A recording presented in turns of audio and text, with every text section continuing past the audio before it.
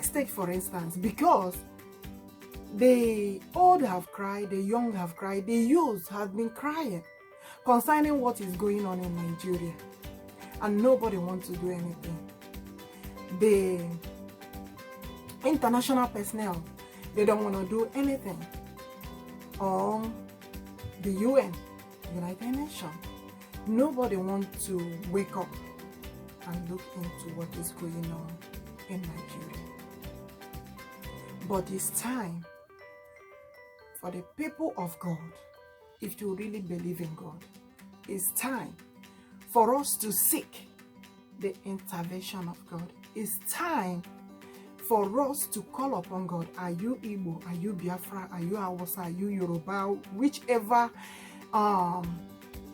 place that you come from, or wherever you come from, or any ethnic group, I don't want to know.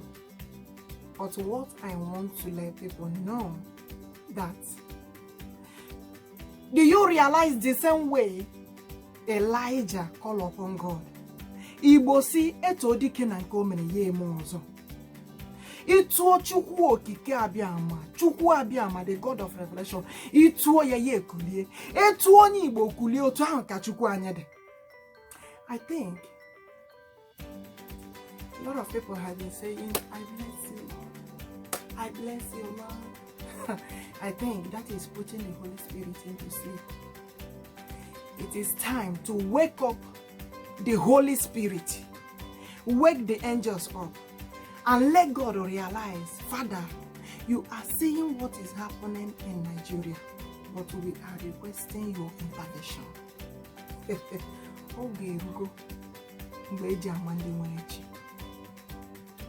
You think that the things that happened during the time of Elijah and the Baal, you think it's ordinarily? It's not ordinary. I have said it before and I'm saying it again. I'm not a prophet. I'm not a pastor. I am not an evangelist. But to my own opinion and best opinion, as a human being that is also feeling what others are feeling. At the same time, the pain that is going on in Nigeria. Let us call upon God. Let everyone call upon God.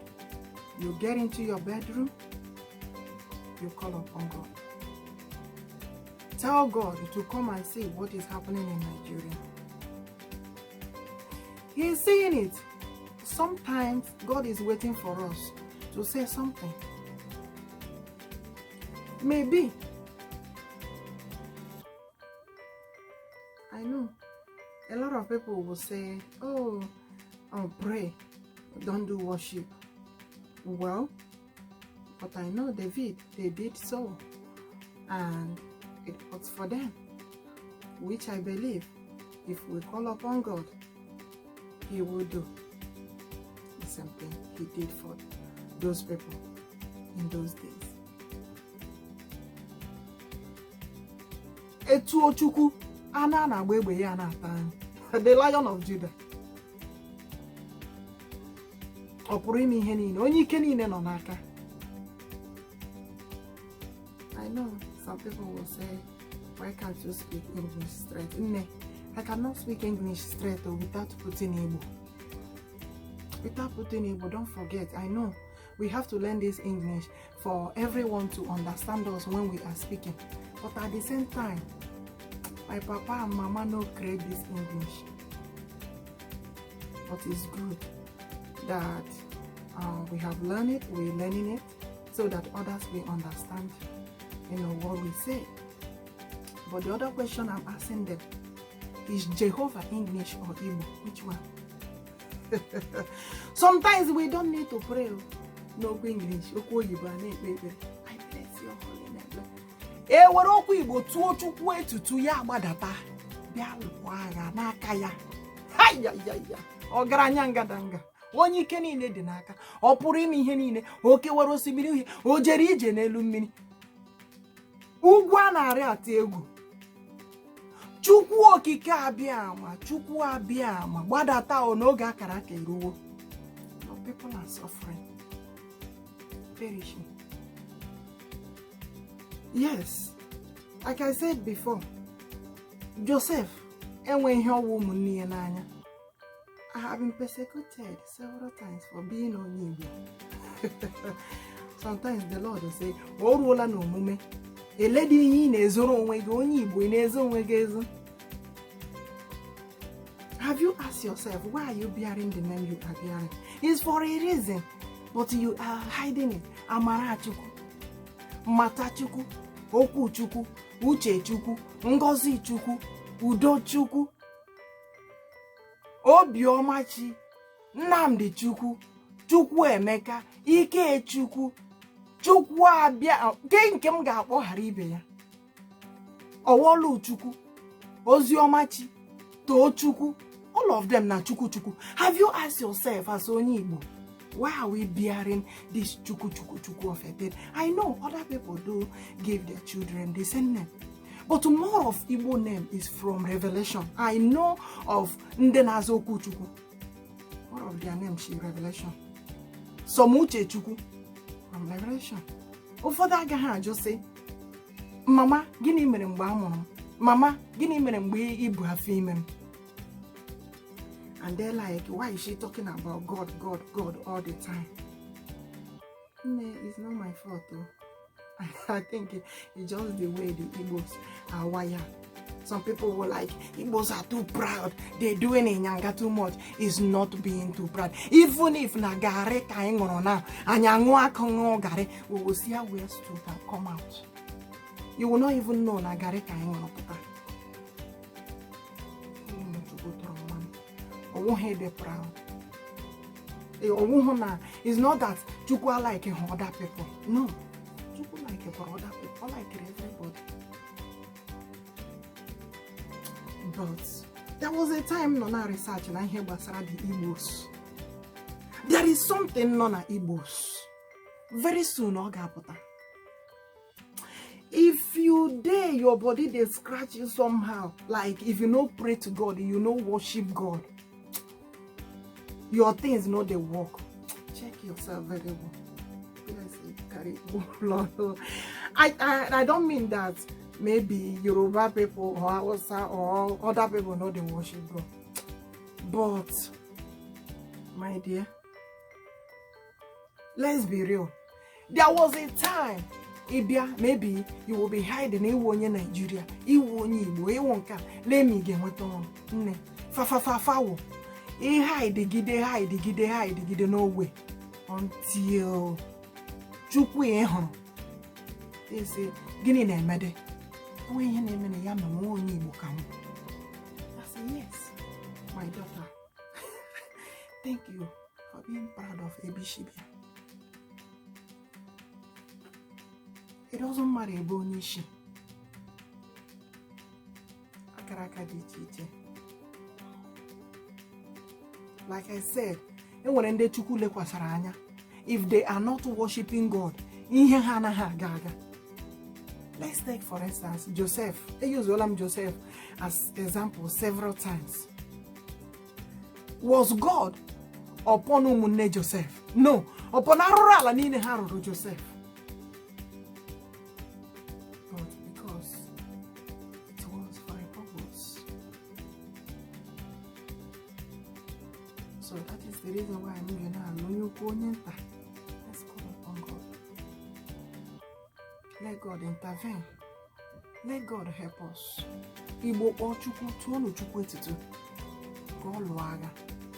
I know it will sound stupid, right? They will not take it serious. Because I'm not a prophet, I'm not an evangelist, I'm not a pastor, or father, a priest. This time around is not a matter of church name. Church name have expired. What we are talking about it now is, are you worshiping God? In efe chukwu ofufe. Maka ọwụrụ aha church ka iji aga, aha church emega expire. For me, ekpego m church niile. Sometimes una amahụ ndị onyoko mita na abịa church uno, be church ela. Ana watch ihe na-eme na church. Because of a lot of things, it may not happen. So many people have been misled one way or the other. And when I came in America one certain time, somebody said, "Yawo, onye na-ekpere Chineke." Ya sị ndị mmadụ aṅụọ ha ihe na-egbu mmadụ, aṅụọ chemical nwụchi. So that is the reason why onye ọbụla ga-eji adị careful. Nji na-ekwukwa onye ọbụla na-ezi ozi, onye amụma, onye pastor, onye fada, onye ọbụla Jehova isi gị kwuo ozi gị ihe ọbụla, don't worry about it. Ihe anyị chọrọ real vision, real prophecy with confirmation. A na-ekwu a na-eme mmata Chukwu I dey come o, no wahala. God is at work.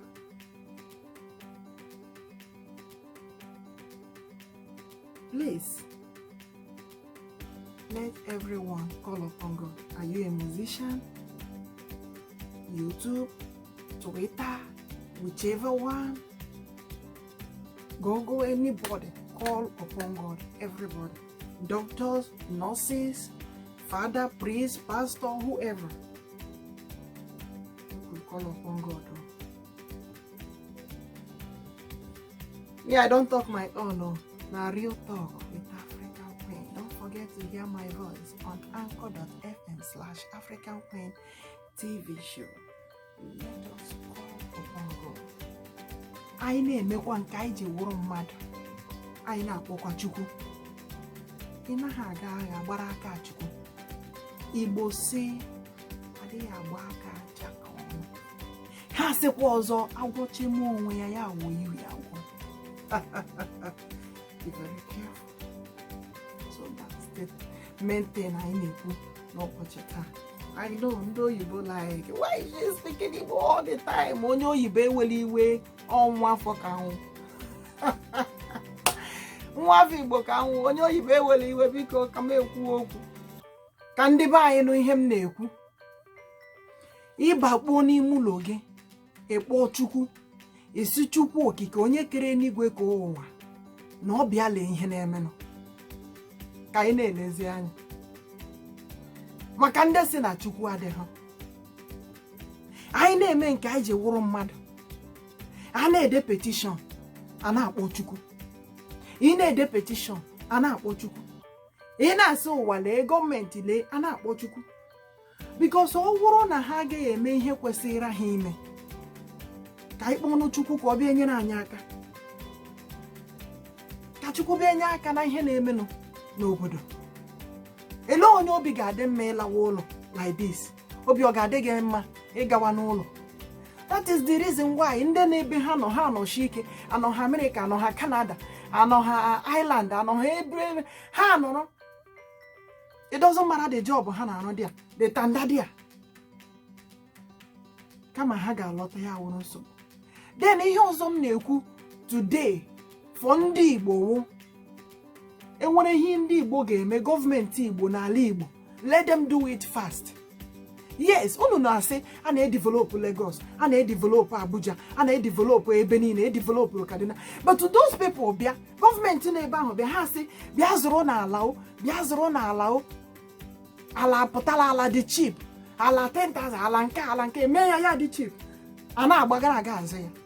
Asị m onye nọ Lagos panic, asekwana m onye na Abuja panic. But what I'm saying is that government nọ n'ala Igbo mfọmfọju akpa, let them bring out land ka ụmụ Igbo zụta ala n'ala Igbo. Enwekwa onye ma ihe pịataka no, ihe mpịakata n'elu ụwa na le, he mpịakata he mpịakata n'elu ụwa na le, he mpịakata he mpịakata eya he mpịakata. It will stand stupid and foolish. Another thing I'm na-ekwu, when people are coming back saying na ha ndị Igbo, nobody should discriminate. Ha chụpụkwala ya sị na ọwụghị onye Igbo. Maka mgbe ị ga-eme onwe onye ma ihe ga-eme no, nobody, this future you see, you don't even know. Maka ndị ga-alọta nọ na-eweli aka elu na ha ndị Igbo, unu nabatakwa ha asị ndị Igbo ha. It doesn't matter ebe ha shi. onye discriminated. Igbo egbukwele nwanne ya, onye egbukwele nwanne ya. Ndị nshi si nọ na nshi pụọ. Onye Igbo agakwala ọgwụ ego, kwụsị na ịga dibịa. Onye mgbe m kpọrọ ụmụnna m sị onye ọbụla na-aganụ isi na ya na-aga egwu onwe ya n'ụlọ dibịa, egwu onwe ya. Ịda na ị gara hospital, as you are going to hospital, onye ahụ na-adị, you call upon God. Kwụsị na ịga dibịa, kwụsị na ịgwọ nshi. Onye Igbo ọbụla aka ya nọ na nshi, ya wepụ akwụkwọ enwe n'ofe before ya awụ aka mmadụ. Ekwuole m ya several times. Ka akwụkwọ ya ọzọ, awụghị m onye amụma, awụghị m onye pastọ, awụghị m fada, awụghị m ndị sista. Enweghị ke nwa awụ pụtara dị Igbo ka awụ African queen. Nwachukwu na-alụrụ agha, Nwachukwu duru ije, asa akọrọ egero. You will not understand. Ị gaghị aghọta.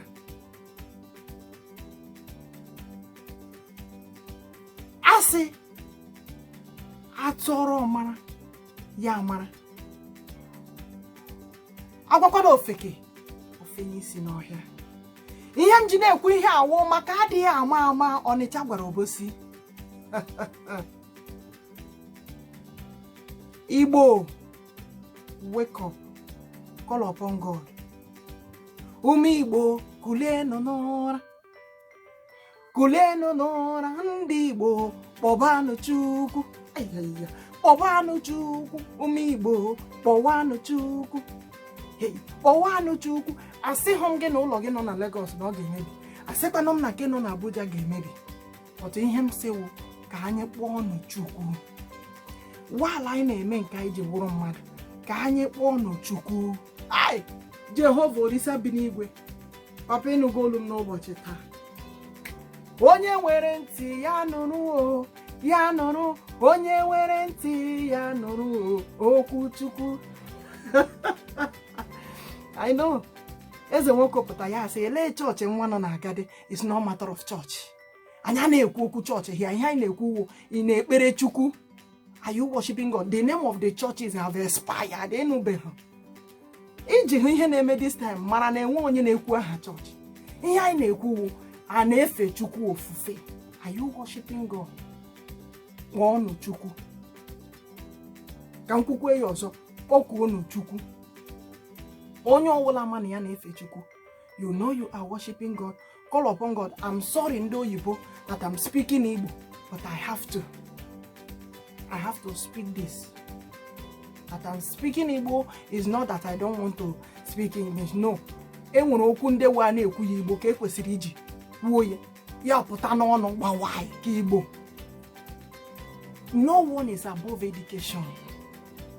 No one is above mistake. Enwere ndị ga-asụ asụsụ asị emisiri was tụkwasa ya is were past tense iti na present tense past participle adjective emisie ya iwe welu unu. Aka ga-agụ akwụkwọ. Education is a continuous process. No one is above education. I know a lot of people now say, hey, achọrọ ka Nigeria dị ka America. Ị ga-ebekwa ihe ndị America na-eme. America is taking care of people. Ma ndị atụtara n'ụzọ, ma ndị atụtara na gota, ma ndị atụrụ n'ime ọkwa, ma ndị na-enweghị onye nwe, they gather them and take care of them. Even ha nwa ga-enwe ma free education, ma scholarship, ma everything. Etinye ha na school. Which one is Nigeria doing? Owo grants a na-enye na university. Owo free education America na-enye. Which one ka Nigeria na-enye? I don't even want to go into that. Because I'm going into that. I'm going to 1 hour today. On the American they take care of the hospital. The elders, the kids. And when that guy has say, hey, I told him, how lekota ha jikota ha. I don't even want to go into that. The only thing I'm not saying, call upon God. Wherever we are, let everyone call upon God for God to interfere in this case, for God to intervene, for God power to come down. Nigeria. Thank you and remain blessed. I will see you guys again on my next video. Thank you. Bye bye. you.